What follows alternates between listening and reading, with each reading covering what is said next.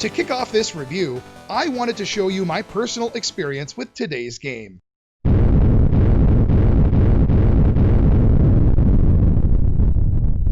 Welcome to Raiden.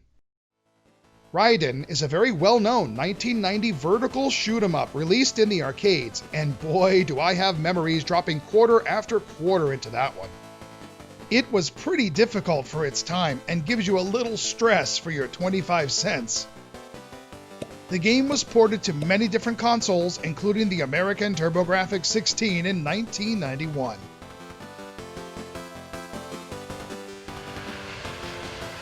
The year is 2090, and your mission is to pilot the awesome Raiden ship to destroy attacking enemies and save the Earth. To put it simply, fly around the screen and destroy everything in sight. Well, sounds fun to me. Hear that lovely music at the title screen? Exactly, there is none. There are also no options whatsoever. Raiden could care less about your needs. Button 2 turbo switch in the up position, and now, let's hit run. As mentioned, Raiden is a vertical shooter with 8 different stages. The skinny arcade monitor is stretched out to fill the entire screen and has a wide overall span.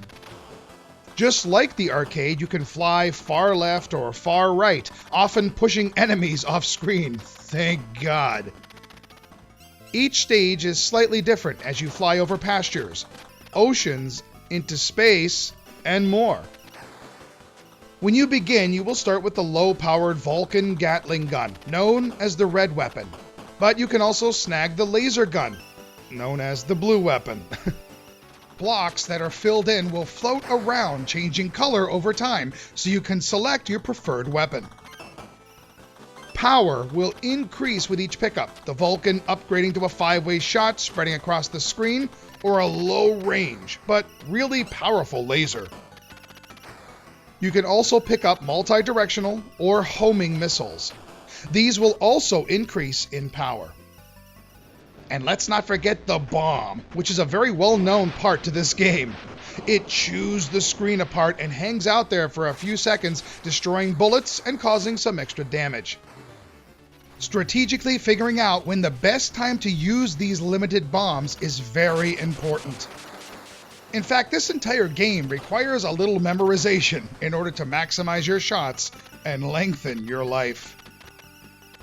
There are various bonus item icons scattered about for extra points, extra bombs, etc. They're worth picking up if you can. Collecting those bonus medals is quite addicting, and I don't know why. Some enemies you encounter roll along the ground, fly in the air, pop up from random places, run on rails, or even float across the water. Many of the enemies will take multiple hits at times and won't explode easily, so keep that in mind. Plus, they fire at you. A lot. Honestly, there was so much going on at times that enemy bullets often disappear into the background, and I'm not a fan. Oh, come on. Enemy pattern recognition is extremely important here. At the end of each stage, the music will change its mood and boom, a boss will appear guarding your entrance to the next. The bosses can be tricky with multiple patterns, but you'll get better and better with each pass.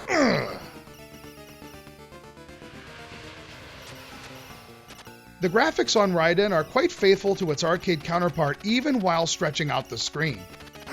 Considering it is an early port of the game, I think they did a pretty good job here. But then again, the arcade version wasn't really the best looking game to begin with. It's all a bit flat at times, but some bosses are well detailed, some enemies have good animation, the terrain changes up in the same stage, and some color details do pop. I detected a little flicker, but no slowdown, which is a great thing. The chiptunes aren't too bad, and a few are well done. The sound effects, well, they're not the greatest, with a few lame splats and some scratchy explosions here and there, but it's passable. The controls on Raiden are pretty solid overall and simple to learn. The directional key moves you in 8 directions. Button 2 fires guns and missiles, and Button 1 drops the bombs. My only complaint is that you move around a tad slower than I'd like with no option to speed up, which doesn't help with the old blood pressure. You begin with 3 aircrafts, but after taking one simple little hit, it's peace out for you. Sadly, you will be stripped of all your weapons and, unlike the arcade, be launched backward to a random spot. Ugh. When all lives are lost, the game is over, and you can continue up to 6 times. And trust me, you're going to need those continues. Sadly, it also strips you of all weapons and sets you back. Many will say this is the TurboGrafx version of Raiden's fatal flaw, and I agree, it's no fun. However, when I was a kid, frustrated and just about to throw in the towel, I decided to give it one more try at the last second. I pressed run at 0 in the countdown, and whoa, started with some power-ups and an extra bomb. I was pretty happy to find that trick out after a weekend of stress. Not that it helped that much. I myself have always enjoyed Raiden. It's not my favorite shooter on the system at the end of the day, and it's not perfect, but I like it. It has a notorious difficulty on the TurboGrafx, and it can cause some real frustration. It rarely gives you a moment to relax in the game's 8 quite long stages. That said, the satisfaction you'll get after getting farther and farther with practice is quite high, even if it takes a few years off your life. Notice in the manual it says Raiden is a single-player game. That is also a bummer, as the arcade's co-op feature was a lot of fun. Obviously, there were numerous sequels released for this game over the years, but if you want more from the TurboGrafx port, the Japanese PC Engine received a CD version called Super Raiden, with some CD-quality music as well as some extra stages. Extra stages equals extra punishment. Oh.